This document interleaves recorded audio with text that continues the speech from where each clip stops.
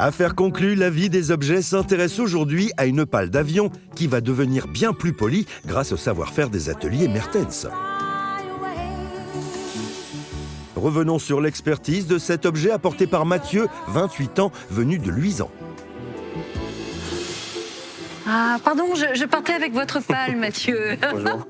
Alors, qu'est-ce que vous en pensez, Marc? Un bel objet, c'est une pale en fait qui provient d'un avion qui a été construit en 1957. Elle est d'abord sur les premiers avions. Ce sont deux pagaies qui sont simplement reliées et en rotation. Ensuite, bien sûr, avec le moteur à propulsion, va apparaître l'hélice en bois, en noyer, en hêtre, parce que l'hêtre est plus résistant que le noyer. Alors là, après, lorsque les moteurs vont prendre de la puissance, on va passer sur des hélices en métal, et là, en l'occurrence, en aluminium. Aujourd'hui, des pièces comme ça, l'armée se défait de nombreuses pièces. Donc on en trouve beaucoup. Ça n'est pas un objet. C'est pas un objet rare, mais c'est un bel objet. Et donc votre estimation, Marc, pour cette pale? Oh non, je vais dire 100 €.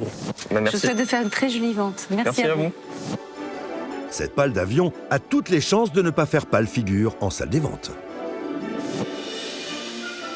Bonjour, Bonjour, monsieur. Bienvenue, cher monsieur. Bonjour. Vous êtes passionné d'aviation? Pas du tout.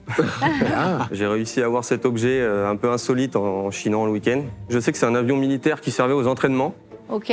C'est un objet en aluminium. Souvent, on leur redonne une seconde vie en les amenant au polissage. Alors, c'est un travail le polissage, c'est un travail qui est très très dur, mais le résultat est fantastique, quoi. La pale d'avion arrive sur le plateau et je trouve ça beau. J'ai toujours trouvé ça beau. Mais il a un petit défaut, c'est qu'il est dépoli complètement. Donc pendant que je le regarde, je réfléchis à ce que je vais en faire quand même. Alors moi, je vais commencer à 80 €.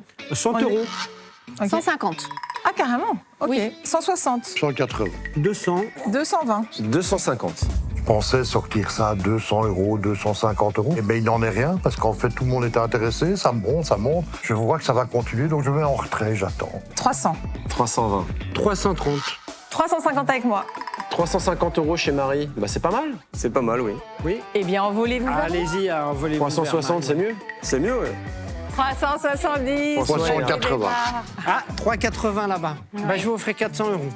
430. Vous avez du succès, hein. C'est une Avec belle Stéphane, offre. du coup. C'est Bravo. une très jolie offre, oui. Merci à vous. À faire. Bravo. Merci. Avec plaisir. 430 €, je suis un peu surpris moi-même parce que je dépasse quand même un peu fort mon budget. En même temps, je l'imagine déjà repoli chez Mertens, qui va me faire ça bien et ça va être une très très belle sculpture, doublée d'un très bel objet et je suis finalement très content.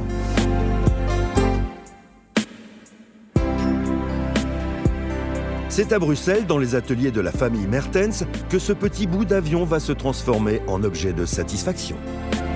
Voilà, j'ai récupéré l'hélice de Stéphane.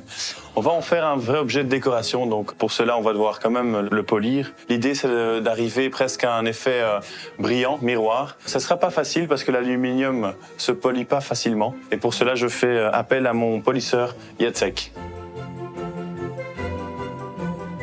Voilà Jacek. Je t'apporte l'hélice de Stéphane. Donc d'abord, on va enlever cette croûte d'oxydation avec le flop. Le flop, c'est un disque plissé de papier vert qui va donc gratter, poncer cette oxydation en bas.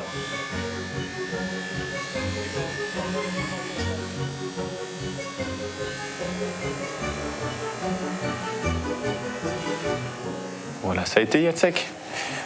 Ok, super, oui. On voit que toute l'oxydation est partie, donc on voit plus de taches.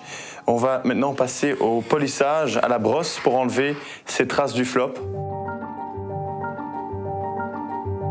Alors on passe à l'étape 2, on va enlever ces lignes du flop à l'aide d'une brosse avec des poils de cheval qui vont donc enlever toutes ces lignes et rendre la surface bien lisse. On va aussi utiliser une graisse pour justement pouvoir polir.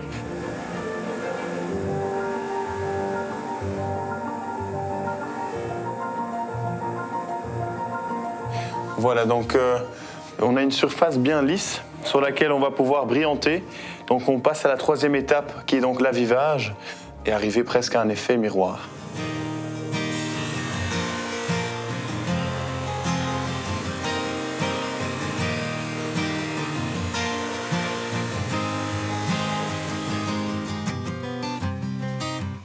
Ben, mon collègue a bien poli l'hélice, donc ce qu'on va faire maintenant, on va mettre une couche de vernis dessus pour la protéger.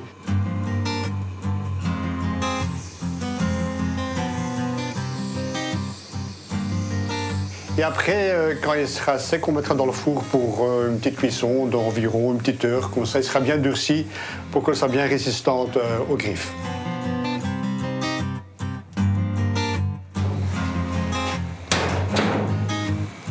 Waouh! Bonjour Stéphane.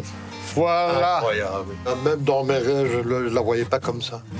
On l'a poli et après je t'ai mis une grosse couche de vernis. Ouais. Comme ça la protège contre l'oxydation et les griffes aussi. Écoute, je pensais faire un socle, mais je ne vais pas faire de socle du tout.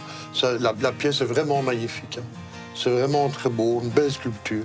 T'as vu qu'on peut même se voir dedans, hein? Oh, Regarde ouais. ça. Ouais. C'est qui ces deux beaux maintenant? Waouh! Merci. Au revoir. Starting